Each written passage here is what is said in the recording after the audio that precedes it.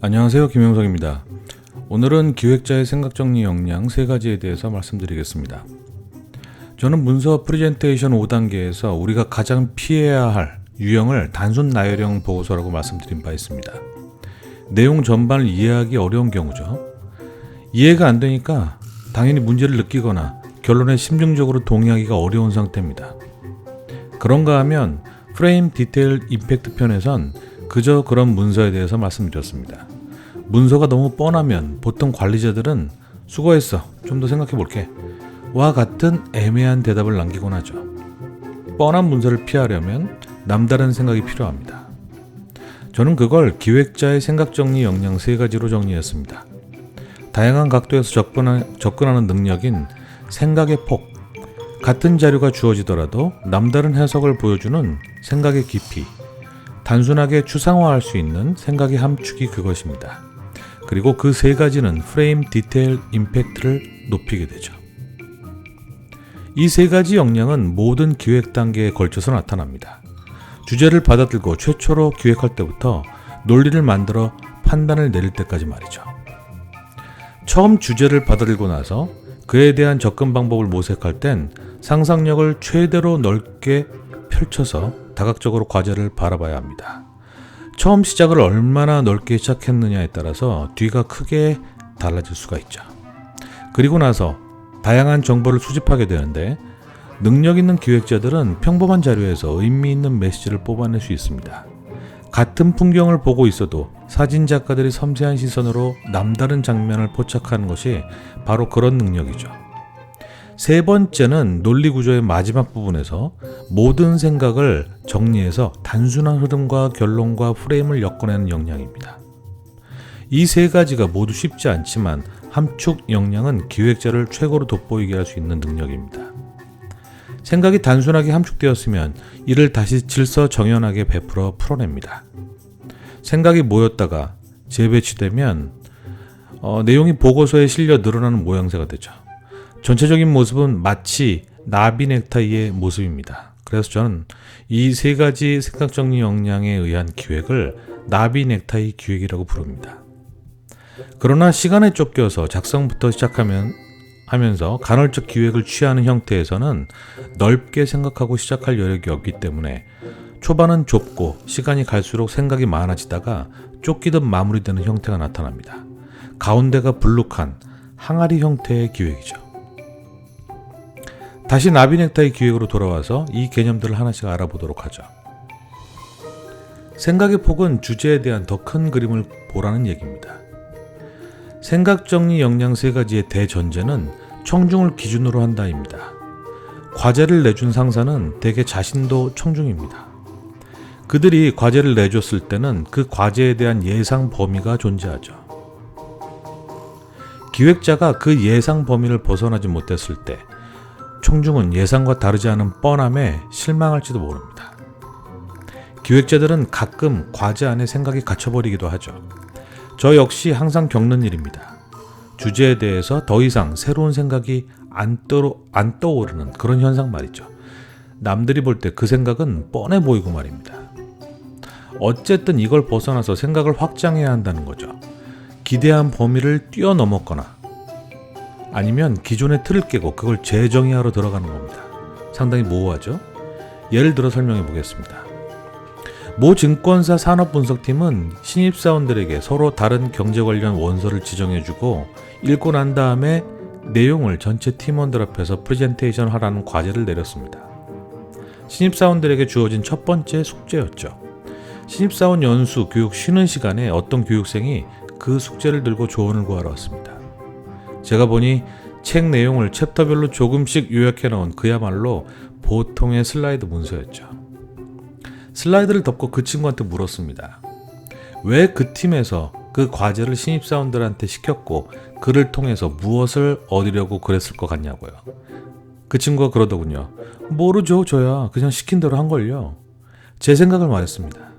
책은 단순히 수단일 뿐이고 그를 통해서 종합적인 분석과 사고 능력, 문서 작성과 발표력, 질의응답에 대한 태도 등을 전체적으로 살피면서 신입사원 한 명 한 명을 전체 팀원에게 선보이는 그런 행사 같다고 말이죠. 그런데 지금은 단순히 시킨 것만 해와서 책 안에 매몰되어 버린 상태라고 말입니다. 내가 만약 팀장이라면 C 정도를 줄 거라고 했습니다. 책을 벗어나서 저자로 넓혀서 저자의 주장 전체에 대한 조망으로 넓어진다면 B. 더 넓혀서 저자가 속한 학파와 그 반대 진영 등에 대해서 전반적인 조망을 해주기까지 한다면 A.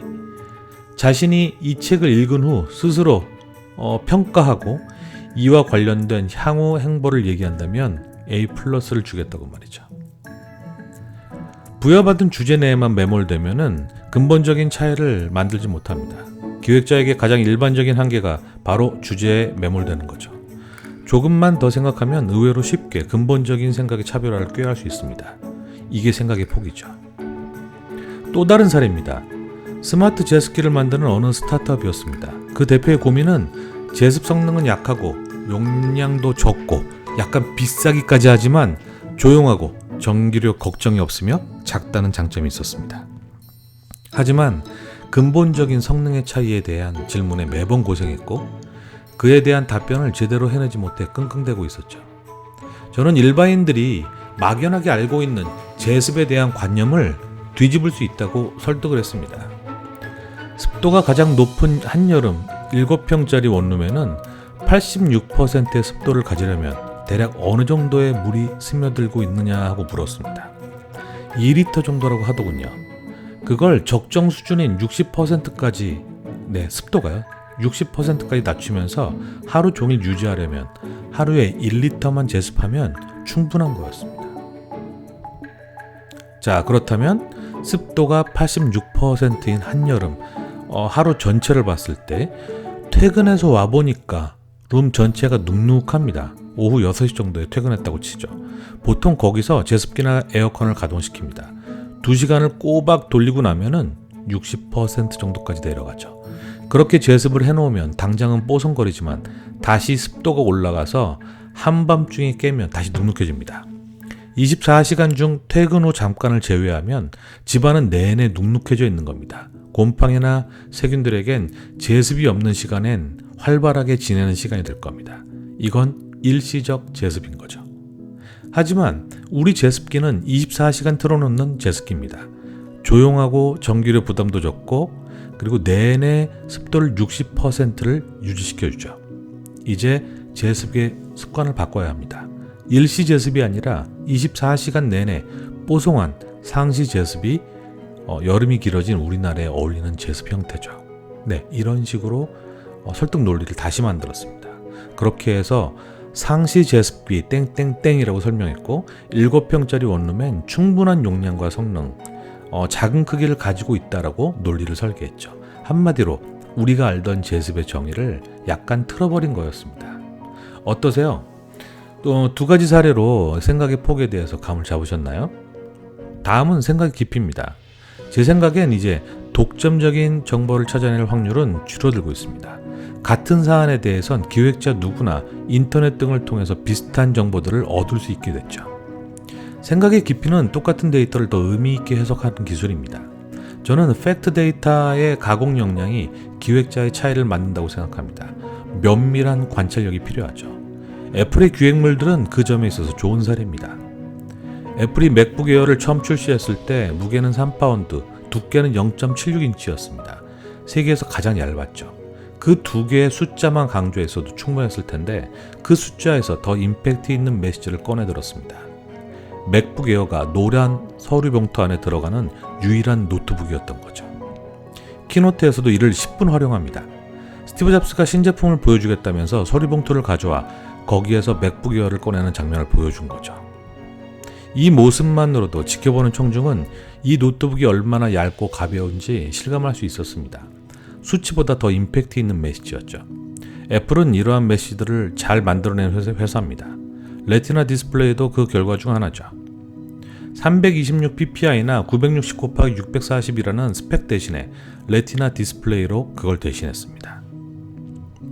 일반적으로 팩트를 면밀히 관찰해 새로운 메시지를 끌어내기도 하지만 팩트에 팩트를 더해 임팩트를 주기도 하고 애플과 같이 다른 매개체를 동원해서 새롭게 정의를 내리기도 하죠.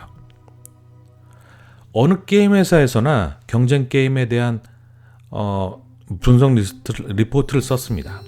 그 경쟁 게임의 4주간 동시 접속 추이를 화면과 같이 그려내서 보여줬죠. 그런데 이 데이터 하나로만은 어떻다고 얘기하기가 애매하고 각자 의견이 다를 수도 있었습니다. 그래서 제안을 했죠. 과거에 다른 경험적 데이터 B씨를 붙이고 나면 A란 데이터에 대한 판단이 훨씬 쉽고 명확해진다고 말입니다. 어떤 데이터를 붙여 비교하느냐에 따라서 A의 임팩트가 달라지는 겁니다.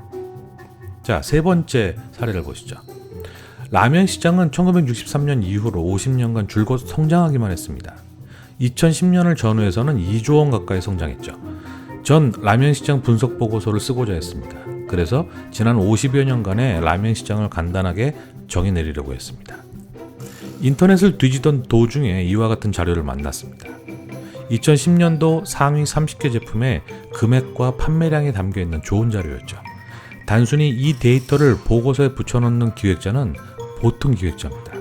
이 표에서 새로운 인사이트를 찾아내는 사람이나 이걸 기반으로 추가적인 데이터 조사에 나서는 기획자를 저는 원하죠. 자, 이 표로 알 수 있는 게 뭔지 한번 메모장을 펼쳐놓고 적어보시기 바랍니다. 예를 들자면요, 이런 거죠. 신라면이 압도적인 1위다. 농심이 시장을 선도하고 있다. 10위 안에 농심이 8개나 있다. 대부분이 봉지라면이다. 상위권 라면은 대부분 주식을 대체하는 라면들이다. 자, 더하기도 해봤습니다. 상위 10개 라면이 라면 시장의 절반을 차지한다. 오래된 라면들이 여전히 인기다. 그냥 어렸을 때부터 먹던 라면들이었지 정확한 출시 시기는 몰랐습니다. 그래서 이 시점에서 각 라면들의 출시 시기를 찾아보기 시작했죠. 모두 80년대 라면이더군요. 상위 5위 라면이 30년 이상을 장수하고 있다. 상위 5위 라면이 전체 시장의 3분의 1을 차지한다. 자, 이쯤 돼서 라면 시장의 포커스를 빅5로 맞췄습니다. 거의 기름에 튀긴 면들이다. 네, 적은 걸 보니 금방 11개나 나왔습니다. 자, 이런 연습을 자주 하셔야 하죠. 그리고 언제나 내가 원하는 형태의 완성된 자료들은 인터넷이나 어디에서도 찾을 수 없습니다.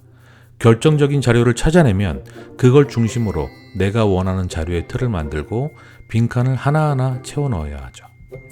네, 그렇게 해서 라면 시장 50년을 양분해서 생존의 시대와 다양성의 빅5 시대 두 개로 나눠서 형태를 잡아봤습니다. 생각의 깊이에 대한 세 가지 사례를 보셨는데요.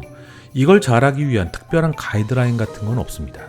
사물을 천천히 관찰하는 습관을 들이는 것이 좋다는 것 외에는요, 정물화를 그리거나 아니면 사진을 찍는 것이 관찰력을 기르는데 도움이 되리라고 생각합니다. 다음은 생각의 함축입니다. 제가 꼽는 기획자의 생각정리 역량 최고의 기술이죠. 어느 게임 컨퍼런스를 코칭하면서 100페이지 이상의 MS 워드로 된 방대한 보고서를 프레젠테이션으로 바꾸는 상황에 직면했습니다. 처음엔 아무 생각이 안 나더군요. 그때 스티브 잡스의 3의 법칙이 떠올랐죠. 그저 사람들이 전체를 이해하기 좋게 틀을 하나 강제적으로 만들어야겠다라고 생각을 했습니다. 먼저 세계 최대 게임 업체가 된 텐센트의 히트작 QQ스피드를 설명하는 하나의 문장이 필요했습니다. 그래서 문장을 다듬어서 최대한 단순하게 만들어서 3계층의 유저를 4개의 서비스로 이탈하지 않게 잡아둔 QQ스피드의 저인망 전략이라고 명명을 했죠. 그리고 저인망에 어울리는 물고기를 등장시켰고요. 그리고 3개의 계층과 4개의 서비스를 그려냈습니다. 이렇게 다시 한번 말씀드릴게요. 3계층의 유저를 4개의 서비스로 이탈하지 않게 잡아둔 QQ스피드의 저인망 전략이라고요. 이분은 이걸로 사내 게임 컨퍼런스 대상을 탔습니다. 전체의 얼개를 이해시키는 것이 관건이었거든요. 애플의 3의 법칙과 스티브 잡스가 복잡한 아이폰의 기능을 단순하게 설명했던 프레임에 대한 얘기는 프레임 디테일 임팩트에서 해드린 바 있습니다. 그 프레임 짜는 능력과 생각의 함축은 일맥상통하죠. 모양새를 단순하게 그리는데 그치지 말고 메시지 자체를 간단하게 항상 다듬으려고 노력하시면 됩니다. 단순해질 때까지 계속 버리는 거죠. 그리고 테드 동영상 등을 보면서 남들의 논리 전개 과정을 주의 깊게 보시기 바랍니다. 전 그걸 아이디어 딕테이션이라고 부르고 따로 동영상을 통해서 연습하는 방법을 말씀드릴 예정입니다. 너무 학습적인 책, 기획 관련 서적보다 음악, 영화 등에서 의외로 힌트를 많이 얻을 수 있습니다. 제 기획의 형태는 드라마와 영화를 만드는 과정에서 따온 겁니다. 그리고 뇌가 과열되지 않게 차가운 상태로 항상 식혀주시기 바래요. 오늘은 생각의 폭, 깊이, 함축에 대해서 말씀드렸는데요. 문서와 프레젠테이션 기획의 시작은 청중과 대상을 먼저 정하고 그들에 맞는 폭과 깊이, 함축을 설계하는 것이 기본이라는 걸 알아두시기 바랍니다. 프레젠테이션과 보고서를 위한 기획자의 생각 정리 역량 3가지를 말씀드렸습니다. 김용석이었습니다.